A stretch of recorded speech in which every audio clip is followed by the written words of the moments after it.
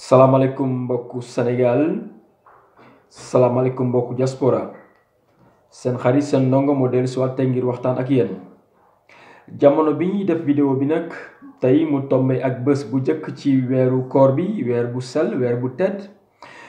may profito di ñaanal ñépp kooru jàmm di leen wax ni yàlla suñu borom may kattan bu ñu oore weeru koor bi lépp loo xamante ni bi ñu ngi koy sàkku di ko ut ci weer bi nañ ko yàlla suñu borom defal ci loolu nag may commencé di jaale mbokk bi nga xamante ni moo fi bàyyeeko di ndongo li nga xamante ni mu ngi nekkoon fële ci université Cheikh Anta Diop di fa sàkku xam-xam ñu koy wax Serigne Fallou Sène génn àdduna bi nga xamante ni nag Serigne Fallou Sène génn na ko àdduna ci loxo takk der yi du lu bees Sénégal defe naa ni ci at yu mujj bi mooy ñeenteel bi yoon muy am gannaaw Balla Gaye gannaaw Bassirou tey ñu ngi gis tey Serigne Saliou Sène loolu nag li muy firndeel mooy politique yi toll nañ foo xamante ni bii daanaka soxla askan bi ñoratu leen ci loolu tamit ñu utiliser les services de force publique ñi nga xamante ni ñoo war a aar askan bi suñu demee tey bay rey askan bi y a un vrai problème loolu nag daf ñuy indi ci lan moo tax tey ñu egsi fi ñu egsi li tax ñu egsi fi ñu egsi lu yomb la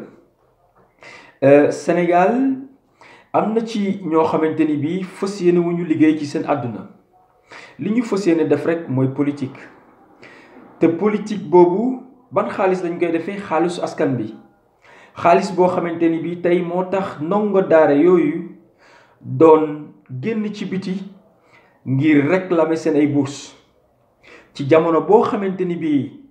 ndongo daara yi toog nañu ba fukki fan ak juróom joxuñu leen seen bourse ñu ngi jël xaalisu askan bi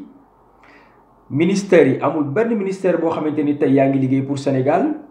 seen mission fi mu toll nii mooy dugg ci àll bi jël xaalisu askan bi di wax femmes yi ndaw yi nañu dajaloo ñu jënd leen ay t-shirt ay xartum fekk leen fa ñu nekk jël xaalisu askan bi jox leen ko ngir mën a am seen ay électorat bu ñu yeggee ci weeru février 2019 loolu dafay wane manque de sérieux bi nga xamante ni bii suñu politique yi am nañ ko envers le peuple sénégalais ci loolu aussi le peuple sénégalais est très complice peuple sénégalais bi dañu dem ba dañ ko tàmmal lu yomb ñu ngi dégg ci rajo yi ci télévision yi saa yu xëy yaa ngi dégg mouvement bu jóg jàppale Marème Faye jàppale président Abdoulaye Macky Sall pour mu faluwaat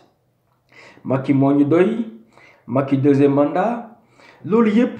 pour nga mën a am ci war yi ci enveloppe yi suñu ay impôt ñun suñu xaalis ci jamono boo xamante ni bi enseignants yi ñu ngi grève nga leen di bastonné ci jamono boo xamante ni bi étudiants yi ñu ngi grève nga leen di rey jóge ci bërki démb ci parrainage boo xamante ni def nga ko pour segg ay candidats pour bañ a mën a am benn adversaire politique le 24 février prochain gannaaw ba nga xamante ni exilé nga yenn candidats yi yeneen candidats yi nga tëj leen ci kaso bi donc tey régime bi nga xam ne moom la ñu am sur place au Sénégal est-ce qu'on peut dire que c'est régime bu démocrate la non mënuñu ko wax on a affaire à un apprenti dictateur quelqu'un boo xamante ni bi il a trompé tout un peuple en 2012 jamono bi nga xamante ni toute l'opposition était à la place de l'obélisque le président Macky Sall était au fin fond du Sénégal parce que loolu moo mus a nekk jikkoom warkat la boo xamante ni bi dëgg dafay xëy mu gont musul wax dëgg utiliser na Sénégalais yi dox ci seen mentalité ba egsi fu mu egsi léegi nag deuxième mandat jaral na ko lu nekk deuxième mandat jaral na ko ba ay bakkan di rot ay ndongo yoo xamante ni bi dañuy jóg pour wuti ci xam-xam te ku nekk xam na ni réew xam-xam moo ko yor soo wutee xam-xam ba pare liggéey nañu jàngal suñu doom yi liggéey ñàkk jëriñu ndax liggéey li koy indi mooy xam-xam su fekkente ni kiy jóg wuti ji xam-xam tey au lieu ñu protéger ko mettre ko dans des bonnes conditions au contraire dañ koy fitnaal di ko rey fa mu nekk mooy ci daaray université bi nga xamante ni fa la nekk ngir jàng xam-xam parce que ñoom tey ñoom ñooy ëllëgu Sénégal. boobu régime tey lan la mën a dig Sénégalais yi tey bañ gëm ko ba tax ni bu ñu ko joxaatee beneen mandat dina def lu gën li nga xam def nañ ko ci juróom-ñaari at ci jamono boo xamante ni bi juróomi at la ñuy digoon Sénégalais yi wax ko fépp ci àdduna bi wax ko ci ay kanamu gor nga xëy dindi ko tey nga dem ba juróom-ñeenti weer dese la mu jaral la ngay utiliser les forces publiques. ci loolu may insister di woo suma mbokk gendarme yi suma mbokk policiers yi di leen wax ni les hommes passent, les institutions demeurent. Le président Macky Sall mënu fi yàgg ba passé fi 2024 donc moom dafay dem comme ni fi Senghor jaare woon comme ni fi président Abdou Diouf jaare woon comme ni fi président Abdoulaye Wade jaare woon. jamono bu nekk dama koy wax ci sumay discours président Macky Sall mënul muusa ko muccut ba gënal ñu Abdoulaye Wade ak lu mën a xew parce que Abdoulaye Wade était un grand bâtisseur, était un grand démocrate. lu musa naqari nit ñi dañuy génn leen ci mbedd mi ngeen dox lu leen naqari génn leen ngeen manifester wane ko. c'est un gentleman Abdoulaye Wade. nga ñëwul président Macky Sall profito ci benn situation boo xamante ni bii prox ndoll dugg sa discours yi nga fi defoon yépp mu ngi fi ñu téye nga wax sénégalais yi wax yoo xamante ni mosoo ci gëm dara tey nga ñëw ba 2019 te sa mandat jeexoon na 2017 parce que ñun 2017 lañ la falo nga ñëw ba 2019 amoo loo teg ci loxo sénégalais yi nga bëgg wañ loxo sénégalais yi jaay doole ku wax nga tëj ko. ñu dem ba lu ñu daawul gis Sénégal mooy ñëw am Sénégal tey des magistrats qui démissionnent des inspecteurs yoo xam ne dañ leen di radier ay officiers de l'armée yi nga xam ne dañu dem ba gis li xew Sénégal ñu jóg sol seen dal di demander une démission vous les traînez pendant 2 ans tey nga jël ko yóbbu ko ci kaso bi loolu musul am ci Sénégal. Même si je ne suis pas pour vraiment que les militaires se mêlent trop dans la politique am na tey loolu li ko waral lan lañ war a xool lan moo ko waral li ko waral mooy dañu gis népotisme ci réew mi ñu fal la nga digoon nit ñi nga ne la patrie avant le parti waxi nen ay fen la nga digoon nit ñi nga ne boo egsee da nga yaxanal koom-koomu réew mi ay fen la defoo ci dara ba tax nga sax nga jël décret di fay les femmes des ambassadeurs 500 000 francs par mois ana yaxanal bi nga diggoon sénégalais yi ne leen boo ñëwee 25 ministres ngay def yaa ngi ci 80 ministres ana yaxanal bi nga diggoon sénégalais yi combien de millions d'emplois des jeunes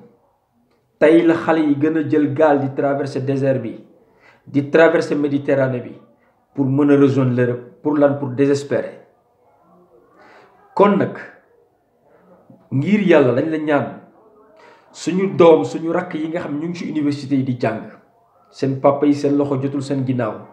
ñu góorgóorlu ba egsi fi ñu egsi solo leen mënul jàppale ngelawaay bu leen ñu leen reyal parce que ñooñu tey ñoom ñooy diriger Sénégal bu suba.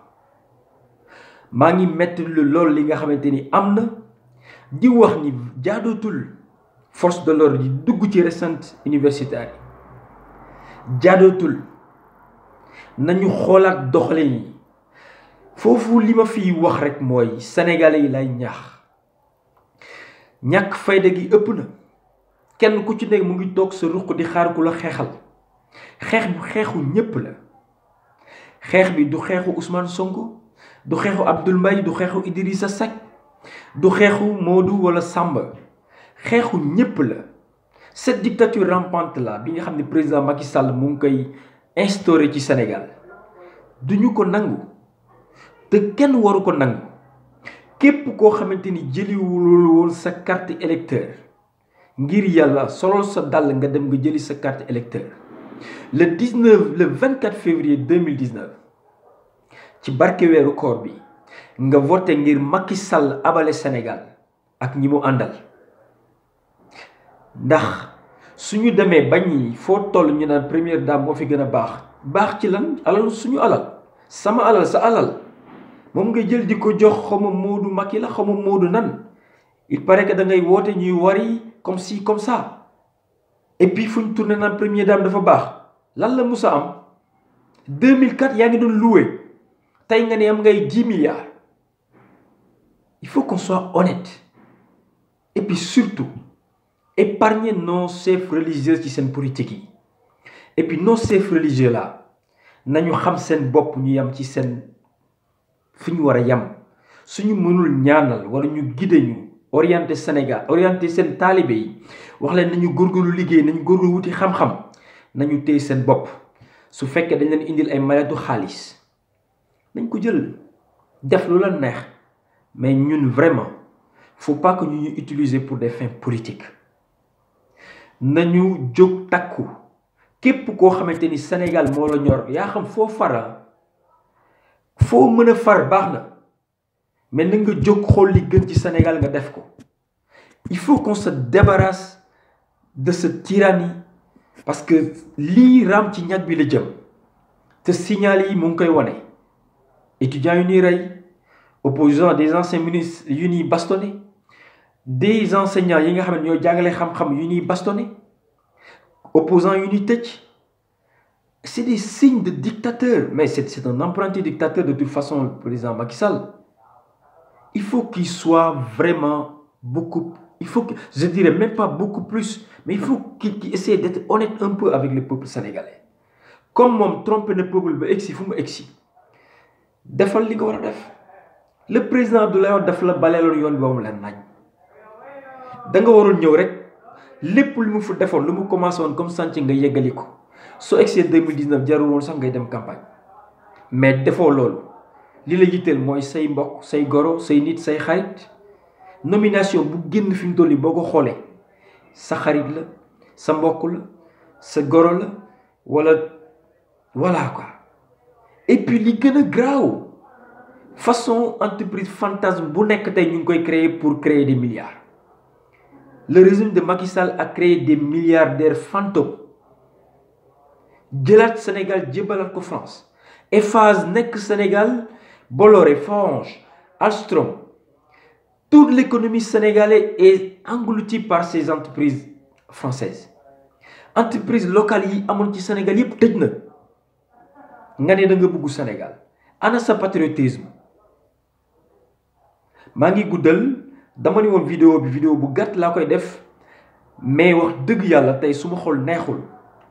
ci barke weeru koor bu tedd bii laay wax képp koo xam ni Sénégal moo la ñor demal nga jëli ji sa carte te yàlla suñu borom tàqal lañu ak képp koo xamante ni bi intéressé ñu Sénégal ñoru la yàlla na la yàlla jële ci bopp Sénégal képp koo xamante ni intérêt Sénégal ñoru la yàlla bu la yàlla suñu borom teg ci bopp Sénégal maa ngi leen di sant di leen gërëm ba beneen numéro incha allah.